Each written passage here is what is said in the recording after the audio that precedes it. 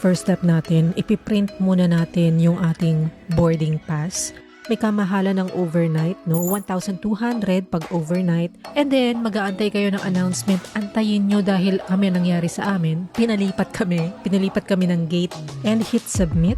Ito ang babayaran natin na total. Kasama lahat-lahat ng terminal fee, pati na yung boat. So, may service fee na 70 pesos. Pero para sa akin, ito ay napakasulit na. Lalo na kung marami kayo.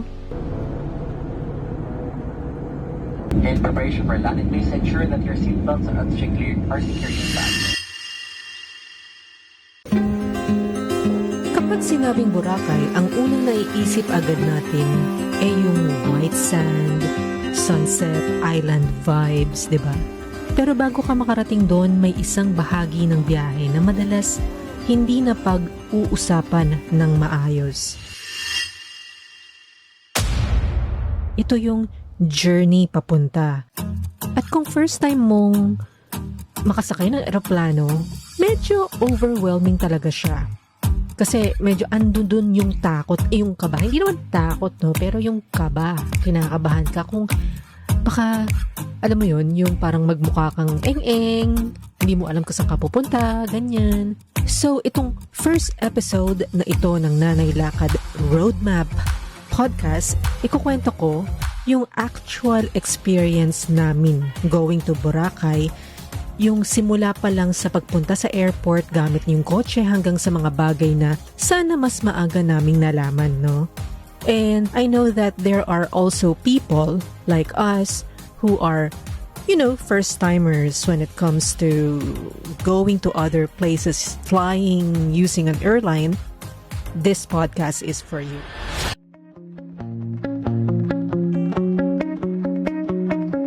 So magpapark na tayo. Pagkuha natin ng ticket machine tayo diretso kukuha para sa parking. Automatic nare-read yung plate number nyo. So kukunin nyo lang yung ticket. Pwede nyo rin siyang bayaran bago sumakay. Pero kami kasi ang ginawa namin ay sa pagdating na lang namin binayaran yung mismong ticket. May kamahalan ng overnight, no? 1,200 pag overnight per day actually. Pero pag bumiyahe kayo using an airline, kahit anong airline pa yan, half lang ang babayaran nyo. Ingatan nyo yung boarding pass nyo or yung itinerary kasi yun yung hahanapin ng cashier at titignan niya yung petsa, yung date, kung kailan kayo aalis at kailan kayo bumalik. Napaka-importante niyan. Just to make sure na hindi nandaraya, mga ganyan.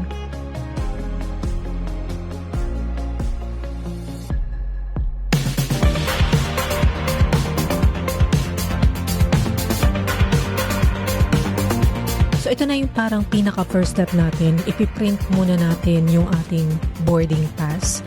Pwede kayong pumila dun sa may counter.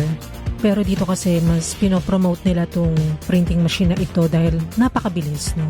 Pagpiprint ka lang dito ng boarding pass nyo, lahat kayo, isa-isa dapat kasi chine-check talaga yan bago pumasok domestic area.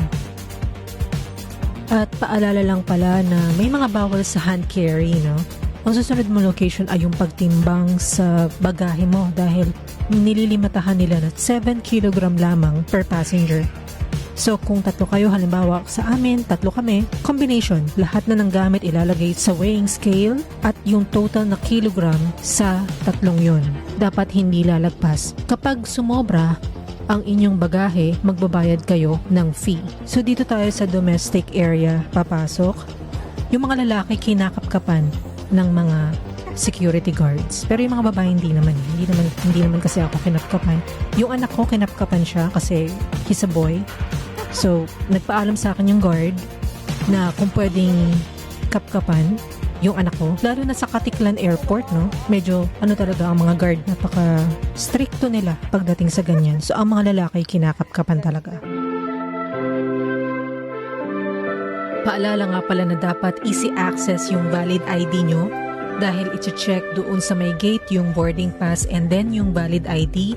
Titignan nila kung nagmamatch yung itsura nyo, pangalan nyo sa boarding pass. Pagpasok nyo doon sa may boarding area, mag-aantay na kayo doon ng mga announcement. Dapat agahan nyo at least 3 hours before sa airport kasi kapag sumakto kayo, nako, gahol kayo sa oras at possible na hindi kayo makahabol dahil minsan nagtatawag sila ng maaga depende sa schedule ng flight. Pwedeng ma-delay at pwede ding mag-advance flight sila. Kaya dapat at least 3 hours before the flight nasa airport na kayo at nakapag-check-in na kayo. And then, mag-aantay kayo ng announcement. Antayin nyo dahil kami nangyari sa amin. Pinalipat kami ng gate pagdating namin doon. So, ang tagal namin nag-aantay doon, tapos bigla sila nag-announce na lilipat pala kami ng gate. Ang pinapauna nila sa pila ay yung mga seniors, PWD, and mga bata. So, yun yung priority lane. Pagdating sa loob ng boarding area, meron dong mabibilihan ng mga pagkain. Kaya kung nag-aalala kayong hindi na kayo makakalabas pagpasok nyo, pag-check-in nyo, huwag kayong maglala dahil maraming bilihan ng pagkain doon sa loob. Kung masyado kayong maagang nakapasok at dahil hindi kayo kumain dahil nag-aalala kayong maiwan, meron namang mabibilihan ng pagkain.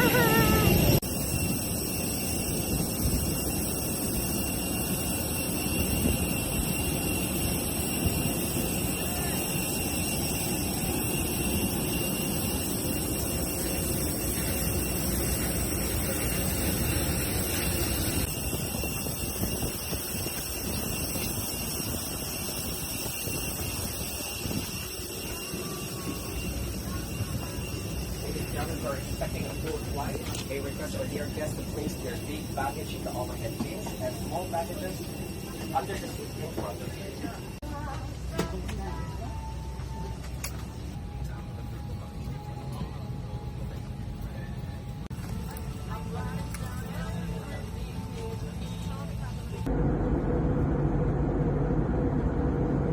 In preparation for landing, please ensure that your seatbelts are securely fastened. Para sa iyong kaligtasan, mangyari pong sigurado. Pagkababa mo ng plane, mapapansin nyo agad na maliit lang yung airport compared sa NAIA. Pero honestly, pagdating mo dito sa Katiklan, organized naman siya at saka mabilis lang yung process. Paglabas ng airport, marami ka na makikita, mayroong mga van services, may mga tour operators. Depende sa inyo kung nag-avail kayo ng transfer service mula sa inyong hotel o sa ibang mga services. Pero kasi kami, nag-DIY kami. So, dun sa labas ng airport, meron dong mga tricycle na nakapila. Ang aking pagkakaalam ay hanggang 2 katao lamang ang pwedeng isakay. Depende siguro, pwede nyo naman kausapin yung mga tricycle drivers. 1 hanggang sa 2 katao lang ata ang pwedeng isakay doon. 150 pesos ang isang service papunta dun sa jetty port. Fix ata iyon o 75 pesos kung 2 kayo. Kung mag-isa ka lang, 150 pesos pa rin yung babayaran mo.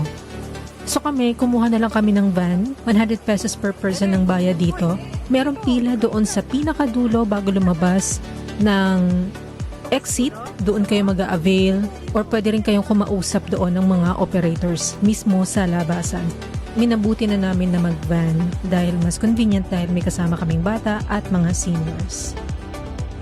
Siya nga pala, bago ko makalimutan, gusto ko lang kayong i-inform na paglabas nyo ng Katiklan Airport, wala nga pala dong kainan sa labas. Makakakain na kayo doon sa may jetty port pa.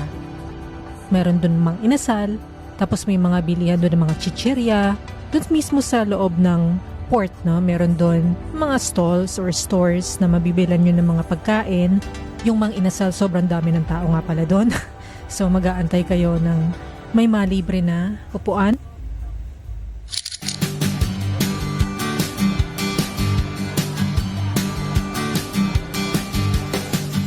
So nagbayad na ako sa letsgoboracay.ph para mas convenient para sa mga kasama nating seniors at bata na hindi na tayo pipila kung may mahabang pila man sa Jettyport.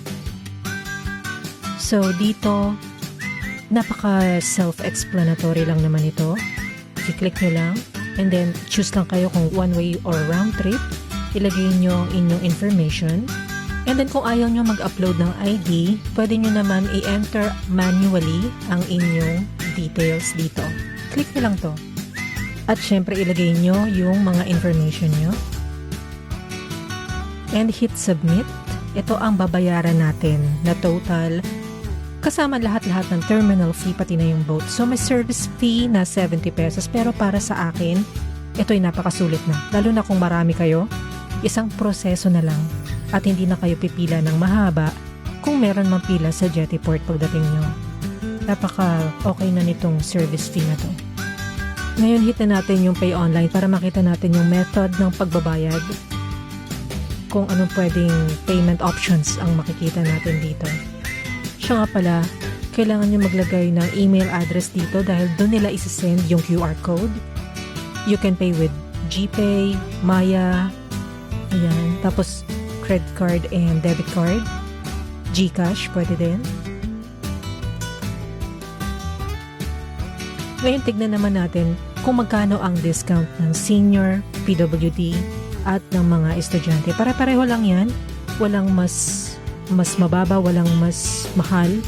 Pare-pareho lang sila ng amount pagdating sa discount. So, ito ang discount na makukuha nyo kapag may kasama kayong senior, PWD o estudyante. Or kung kayo mismo yung mga nabanggit, yan ang inyong babayaran. So pagdating dito sa Jettyport, dito tayo magpapa-scan ng QR code. Walang pila, kasi siguro walang masyadong tao ngayon. Pero sasamahan tayo ng staff nila at hindi na tayo masyadong pipila. Napakabilis lang ng proseso ni hindi kami nag-antay ng ilang segundo. Dito may makakainan kayo, may mabibilang kayo dyan ng pagkain. At doon sa pagpapunta sa boat, meron ditong CR sa kaliwa kung gusto nyo muna mag-CR. Although 5 minutes lang naman ang biyahe from port to the island, napakabilis lamang.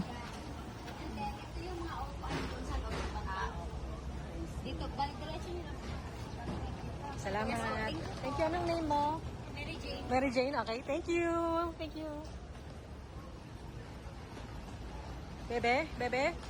Saan yung anak ko? Uy, humawa ka sa akin.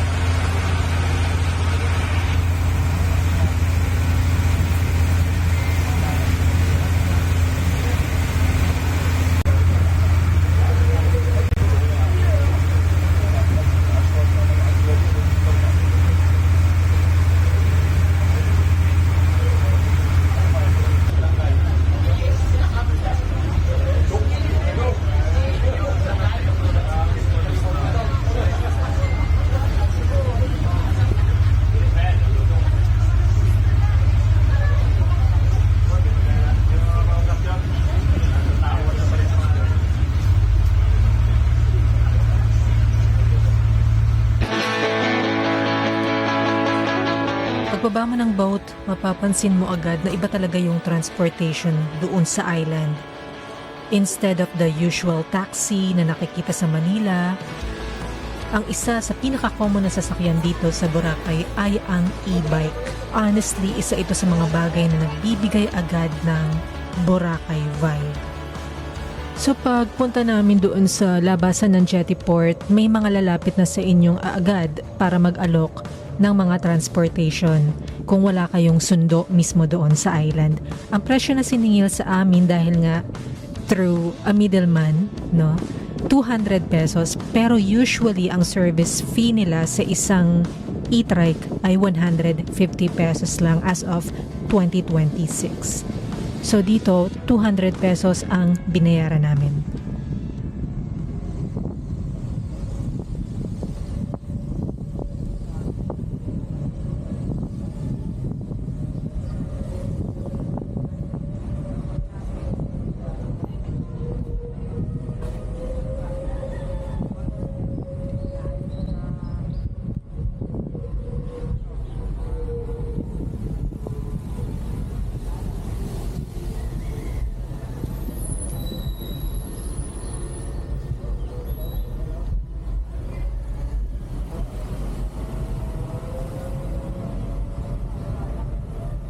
So dumating na rin kami sa wakas sa The Muse Hotel. Ang maganda dito is front beach siya. So few meters away lamang siya doon sa pinaka beach doon sa Boracay. So pagdating nyo dito makikita nyo agad very welcoming yung hotel. Meron silang inside pool. Yan. So hindi kayo maaarawan sa loob kung magsaswimming kayo. After nyo maglakad-lakad sa siguro sa beach, and then kung ayaw nyo maarawan sa tanghali pag magsaswimming, dito muna kayo sa swimming pool, pwede. And ang maganda dito ay may elevator siya na pwedeng-pwede sa mga seniors. Ito yung isa sa mga nagustuhan ko, kaya dito kami nag-book dahil may mga kasama kaming mga seniors. Ayan, so nakita nyo naman, meron naman tayo elevator, so madali naman siya. Diba? So yung premium room na kinuha namin para sa mga kasama namin, merong 3 bed.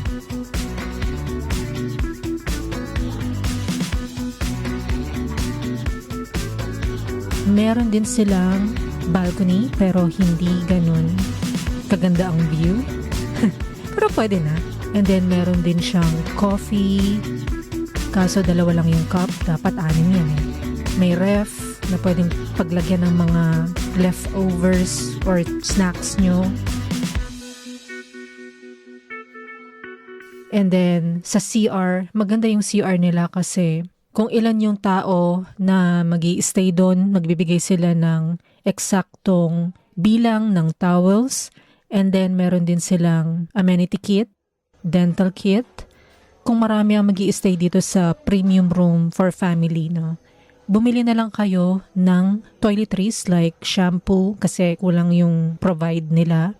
Meron siyang bathtub, so pwede kayong magdala ng or bumili ng mga soap para sa bathtub, no? Pwede dito. Malinis ang CR nila. So yung room naman na nakuha namin ay deluxe twin. So pwedeng 3 to 4 person ang magstay dito. Meron 2 kama. And then yung CR nila walang bathtub pero pwede na rin. Nagpo-provide din sila ng exact na towels kung ilan ang guest doon sa kwarto na yon.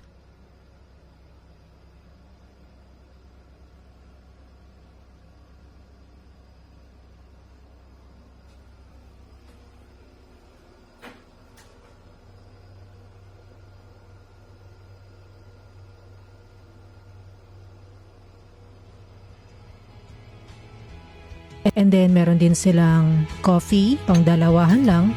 And then may provided silang tubig. Meron ding ref at safe na pwede nyong pag-iwanan ng mga gamit. At meron din silang balcony. So dun sa room na nakuha namin, medyo maganda ang ambience, pwede na. At syempre meron ding sampayan ng mga basang damit. Yung internet minsan mahina, hindi siya constant na malakas. Minsan 4G lang, then minsan 5G naman, pero pwede na ring pagtiyagaan. Meron silang Netflix, pero need nyo na mag-login para magamit nyo yun. Yung app sa TV, at may internet naman yung TV, pero huwag nyo kalimutang mag-log out. Dahil pag hindi kayo nag-log out, magagamit yan ng mga susunod na mag-check-in.